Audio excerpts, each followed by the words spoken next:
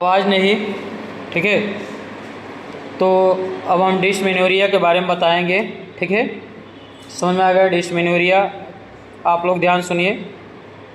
Painful menstruation is called dysmenorrhea. ठीक है, dish का मतलब ही होता है पेनफुल और मेनोरिया का मतलब होता है मेंस्ट्रुएशन। ठीक है, समझ में आ गया? अगर जैसे मेंस्ट्रुएशन साइकिल के समय जो मेंस्ट्रुएशन होता है, ठीक है, समझ में आ गया? मेंस्ट्रुएशन जो होता है अगर पेनफुल हो, ठीक है।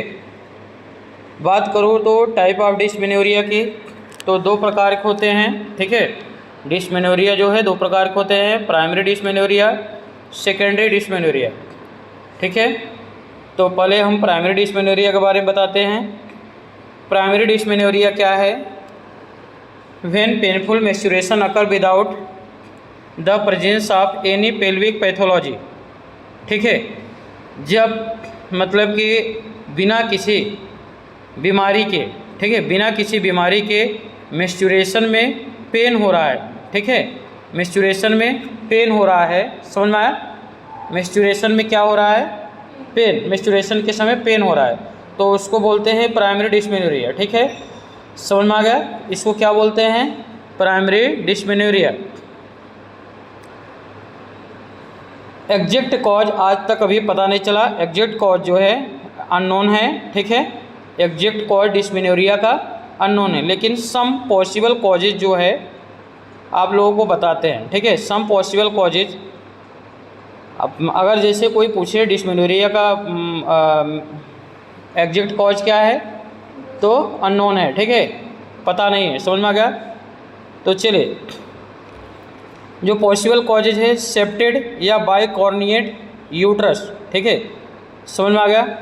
अब जैसे जो यूट्रस से वो सेप्टेड हो जाए, जैसे मतलब कि यूट्रस थोड़ा बहुत हट गया अपनी जगह से, ठीक है, और बाइकॉर्निएट, समझ में आ गया? यूट्रस, समझ में आ गया? एक प्रकार की यूट्रस की एबनॉर्मलिटी है, सेप्टेड एंड बाइकॉर्निएट, समझ में आया? इसके कारण भी पेनफुल होता है। Narrowing of the cervical canal. अब जो बर्थ कैनाल होता है या सर्वाइकल कैनाल होता है, उसका नैरो होना, उसका पतला हो जाना, ये भी एक प्रकार से, ठीक है, डिस्मेनोरिया का मेन कॉज होते हैं। ठीक है, यूट्राइन हाइपोप्लेसिया, समझ में आया? यूट्राइन हाइपोप्लेसिया, तो जो हमारी यूट्रस होता है, यूट्राइन वाल होते हैं, ठीक है, यूट्राइन वाल होते हैं, जो सेल्स होते हैं उसकी संख्या घट जाना है, उसी को बोलते हैं यूट्राइन हाइपोप्लेसिया। ठीक है, नेक्स्ट है जो कॉजेज हैं, pain may also be due to the increase release of the hormones vasopressin during the menstruation cycle. अब ध्यान देना, मेंस्ट्रुएशन साइकिल के दौरान कुछ हार्मोन्स सेक्रेट होते हैं, जैसे वेसोप्रेसिन, जो ब्लड वेसल्स को प्रेस करते हैं, दबाते हैं। ठीक है, समझ में आ गया? वेसोप्रेसिन का काम करते हैं, तो इसके कारण जो होते हैं पेन भी, इसके कारण भी पेन होता है, समझ में आया? नेक्स्ट है painful uterine contraction occur during the menstruation cycle. ठीक है, due to the increase secretion of the prostaglandin by the endometrium. ध्यान देना बेटा, यहाँ पे जो पेनफुल यूट्राइन कॉन्ट्रैक्शन हो रहा है, मतलब कि मेंस्ट्रुएशन के दौरान, तो यह एक प्रोस्टाग्लैंडिन नामक जो मतलब कि हार्मोन्स होता है, उसके सेक्रेशन से होता है। ठीक है, जो मतलब कि मेंस्ट्रुएशन साइकिल के दौरान एंडोमेट्रियम के द्वारा सेक्रेट होता है। ठीक है, प्रोस्टाग्लैंडिन का सेक्रेशन जितना ज़्यादा होगा, ठीक है, ये मतलब कि प्रोस्टाग्लैंडिन जो है ना, ये पेनफुल को बढ़ाता है, समझ में आया? पेन को बढ़ा देता है, समझ में आया? अगर इसका सेक्रेशन ज़्यादा होगा तो पेन ज़्यादा होगा, तो इसीलिए ट्रीटमेंट के लिए एंटी प्रोस्टाग्लैंडिन मेडिसिन दिया जाता है। अभी आगे पढ़ेंगे। ठीक है, कुछ अदर कॉजेज भी हो सकते हैं, जैसे साइकोलॉजिकल फैक्टर जो मतलब कि हमारे माइंड से रिलेटेड होते हैं, जैसे एंजाइटी हो गया, टेंशन हो गया। ठीक है, एंजाइटी हो गया, टेंशन हो गया, ये भी मेन कॉज है, इसके कारण भी कभी कभी डिस्मेनोरिया होता है। ठीक है, नेक्स्ट है क्लिनिकल फीचर लक्षण जो है। ठीक है, क्लिनिकल फीचर में क्या बताया गया है? Painful in a women begin a few hours before or just before menstruation.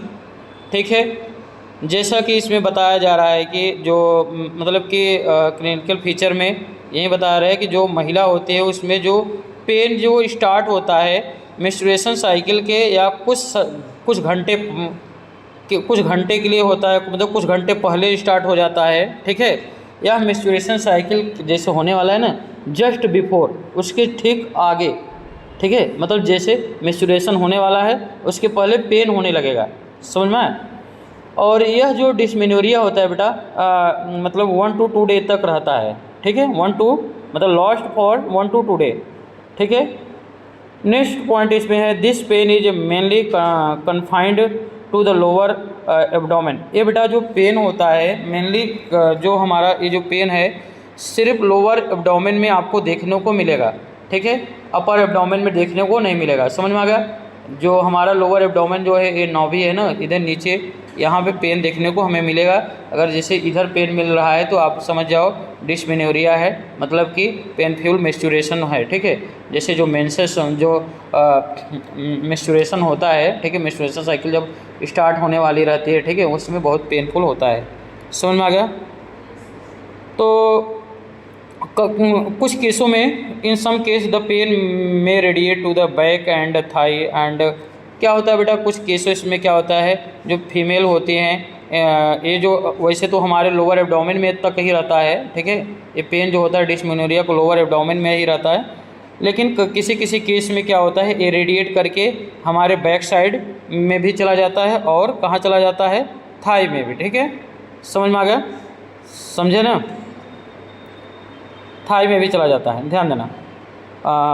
और कुछ अदर सिम्टम्स है जैसे जो महिलाओं को फील होता है, जैसे nausea, vomiting, dizziness, restlessness, headache, backache. ठीक है बेटा, तो नाउजिया आएगा, ठीक है, जी मचलना, वोमिटिंग, उल्टी, डिजीनेस, चक्कर, रेस्टलेसनेस, कंफर्ट नहीं रहेगा, ठीक है, आराम नहीं रहेगा। ठीक है बेटा, हेडेक होगा, सर दर्द होगा, बैकेज, बैक पेन होगा। ठीक है, अब आगे हम ट्रीटमेंट के बारे में बताते हैं आप सबको। ठीक है, ट्रीटमेंट क्या है, provide psychotherapy to the women. ठीक है, तो जो भी वोमेन है उसको साइकोलॉजिकल थेरेपी देते हैं। ठीक है, मतलब कि उसको साइकोलॉजिकल माइंड उसका डाइवर्ट करते हैं बेटा।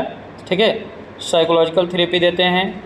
कुछ केस में जैसे हल्का फुल्का दर्द है तो अगर लाइट दर्द है तो मतलब स्लाइटली पेन है तो हम उसको माइल्ड एनाल्जेसिक भी दे सकते हैं, administer mild analgesic and some anti spasmodic medicine, जैसे कुछ एंटी स्पास्मोडिक मेडिसिन देते हैं। ठीक है, समझ में आ गया, जो हमारी प्रोस्टाग्लैंडिन के सिक्रेशन को रोकता है। ठीक है, जब मेंस्ट्रुएशन होता है, जब अगर ज़रूरत पड़े तभी ये दवा कब दी जाती है, जब ज़रूरत पड़े तभी।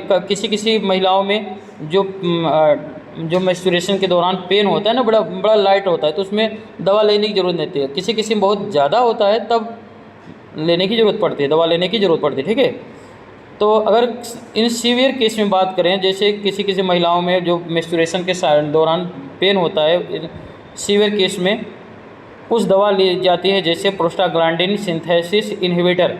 इसमें क्या होता है बेटा, मेफेनामिक एसिड। ठीक है, आप लोग देखे होंगे मार्केट में मेप्टॉलिस्पॉस के नाम से भी आता है। ठीक है, समझ में आ गया। मेफेनामिक एसिड जो होता है 250 से 500 mg दिया जाता है 3 टाइम।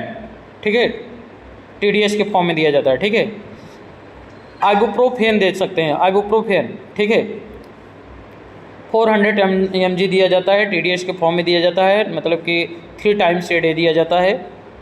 कभी कभी जो ये दवा दी जाती है 3 दिन के लिए दिया जाता है, क्योंकि बेटा 1 से लेकर 2 से 3 दिन तक ये रहता है डिस्मेनोरिया। ठीक है, जो दर्द होता रहता है। और कभी कभी ओरल कंट्रासेप्टिव पिल्स भी डिस्मेनोरियम दिया जाता है पेन को कम करने के लिए। ठीक है, अगर इसकी ट्रीटमेंट की बात करें, सर्जिकल ट्रीटमेंट अगर बात करें तो अगर ज़रूरत हो, ठीक है, तो सर्जरी करवाओ, और नहीं ज़रूरत पड़े तो सर्जरी की ज़रूरत नहीं है।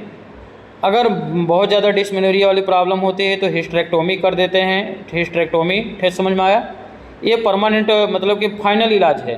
ठीक है, समझ में आ गया, ये परमानेंट इलाज है बेटा, जो एल्डरली महिलाओं में दी जाती है। समझ में आ गया। जो लास्ट में हिस्टेक्टोमी आप जानते हो, यूट्रस को रिमूव कर देते हैं इसमें, ठीक है, सर्जरी के थ्रू। समझ में आया। ये आज का आपका टॉपिक था जो ख़त्म